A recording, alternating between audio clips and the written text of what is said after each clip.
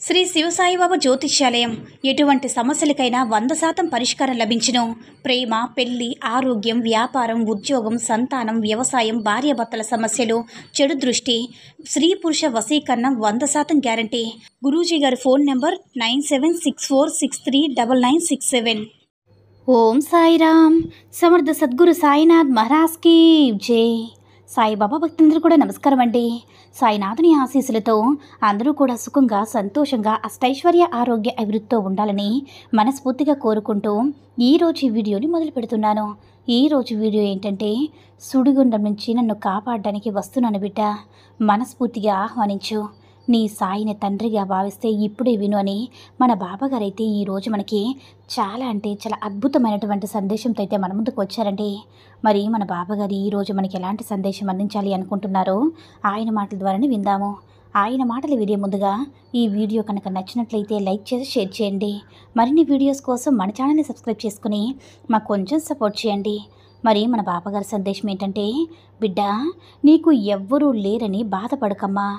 అలా నువ్వు బాధపడుతున్నావనే కదా నేను వచ్చింది. ఇప్పుడు కూడా నువ్వు కోరింది, నీకు కావాల్సిందే నీకు ఇచ్చి నిన్ను మంచి మార్గంలో నడిపించడానికి వచ్చాను బిడ్డ. నీకు అండగా నేను ఉండగా నువ్వు దిగులు పడాల్సిన పని లేదు. నీకైనా అన్నిటినీ నువ్వు కోరిని ఇవ్వడానికి నేను ముందుకు వచ్చాను తల్లి. నీకెందుకు తల్లి దిగులు? నువ్వు అస్సలు దిగులు పడవద్దు. ఈ తండ్రిని అండగా ఉండగా నువ్వు ఎప్పుడు కూడా దిగులు పడవద్దు. అఖిలాండ కోటి బ్రహ్మాండ నాయకుడిగా నేనుండగా నీకెందుకమ్మా దిగులు? అనవసరం కదా.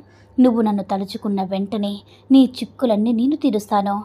ఏ కష్టం వచ్చినా సరే తీర్చేది నీ బాబానే కదా. అది నీకు కూడా తెలుసు కదా తల్లి.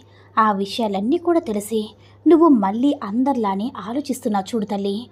నీ తండ్రి అయిన నాతో నువ్వు ప్రతిదీ కూడా పంచుకో. నీ కష్టాలన్నీ నాతో చెప్పుకో. వెంటనే పరుగు పరుగున వచ్చి నీ బాధను తొలగిస్తాను. ఇవన్నీ జరగాలంటే నువ్వు నాపై పూర్తి నమ్మకాన్ని ఉంచాలి. ఎందుకంటే ఆ నమ్మకమే నీకు శ్రీరామ రక్ష.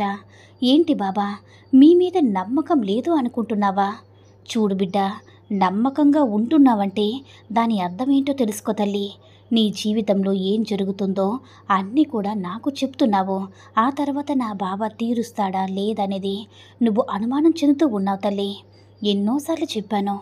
ఎన్నిసార్లు చెప్పినా ఎందుకు బిడ్డ నువ్వు నమ్మకాన్ని కోల్పోతూ ఉన్నావు? అందుకు కారణం కూడా ఏంటో నేను చెప్తాను, విను. నువ్వు ఎదురు చూసే ఏ పని కూడా నీకు జరగడం లేదు కదా. నువ్వు ఎదుర్కొనే సమస్యలకు పరిష్కారం దొరకడం లేదు కదా. అందుకే కదా బిడ్డ నువ్వు ఈ తండ్రి పైన నమ్మకాన్ని కోల్పోతున్నావు. నీ బాధ్యతను పూర్తిగా నాకు అప్పగించు.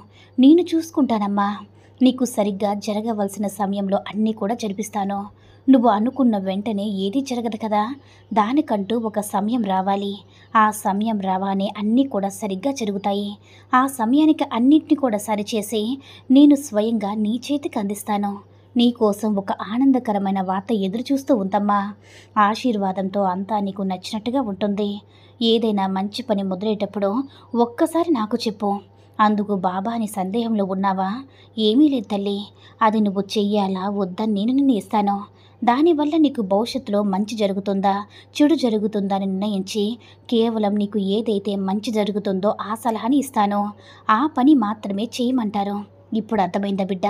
నువ్వు చేసే ప్రతి పని కూడా మొదలు పెట్టేటప్పుడు నాకెందుకు చెప్పమంటున్నానో అంతా కూడా నీ మంచి కోసమే తల్లి. నీకు మంచి అనిపిస్తే ఇక నువ్వు ఎవ్వరికి కూడా భయపడకు. అది ఏ విషయమైనా సరే అమ్మా, ధైర్యంగా నీ పనిని నువ్వు మొదలుపెట్టు. దానికి తగ్గ ఫలితాన్ని నేను అందిస్తాను. అందరూ బాగుండాలని కోరుకునే నువ్వు ఎప్పుడు కూడా బాగుంటావు తల్లి. నీ జీవితంలో నీకు తోడుగా నువ్వు కొలిచే నీ ఇష్టదైవమైన నీ సాయి తండ్రిని దిగులుగా అంటే నీకు తోడుగా ఉంటాను కదా. నువ్వు ఎదురు చూసే వాటిని ఒక్కొక్కటిగా నీకు అందిస్తాను. నీ భవిష్యత్తులో నీకు కావాల్సినవన్నీ కూడా నువ్వు ఆలోచించు. ఇతరుల గురించి అస్సలు ఆలోచించుకో. నిన్ను దెబ్బ కొట్టినా కానీ వారు బాగుండాలని కోరుకో తల్లి. నీ చెడు గురించి కోరుకునే వారిని కూడా మంచిగా కోరుకో. వారితో ప్రేమగా ఉండు. ఎవరు నీకు చెడు తలపెట్టాలని చూసినా సరే నువ్వు మాత్రం పొరపాటున కూడా వాళ్ళు నాశనం అయిపోవాలి బాబాని కోరుకోకు.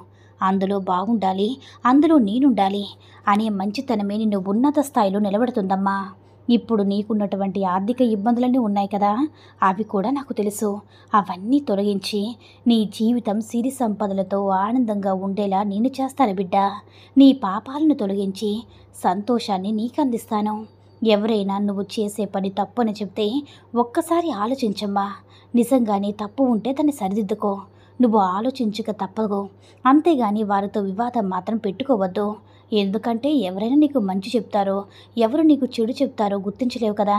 వారు చెప్పే మాటల్ని ఒక్కసారి ఆలోచిస్తే నీ వాళ్ళెవరో పరాయి వాళ్ళెవరో నీకే అర్థమవుతుంది. అందుకే ఏ మాటైనా సరే ఒకటికి 10 సార్లు ఆలోచించు. అప్పుడే నిర్ణయం తీసుకో. నువ్వు ఎవరవో ఎలాంటి వారవో నిరూపించుకోవాల్సిన అవసరమే లేదు బిడ్డ.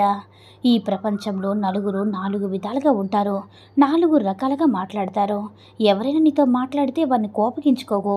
తలదించుకో, నీ దారిని నువ్వు వెళ్ళిపో. మిగతాది నేను చూసుకుంటానమ్మా. నీకు ఎన్ని సుడిగుండాలు వచ్చినా, ఎన్ని ఆపదలు వచ్చినా అవన్నీ తొలగించడానికి నీ సాయి తండ్రి ఉన్నాడు కదా. ఇక నువ్వు దేనికి కూడా దిగులు, బాధ, భయం దేనికోసం కూడా పెట్టుకోవద్దు బిడ్డ.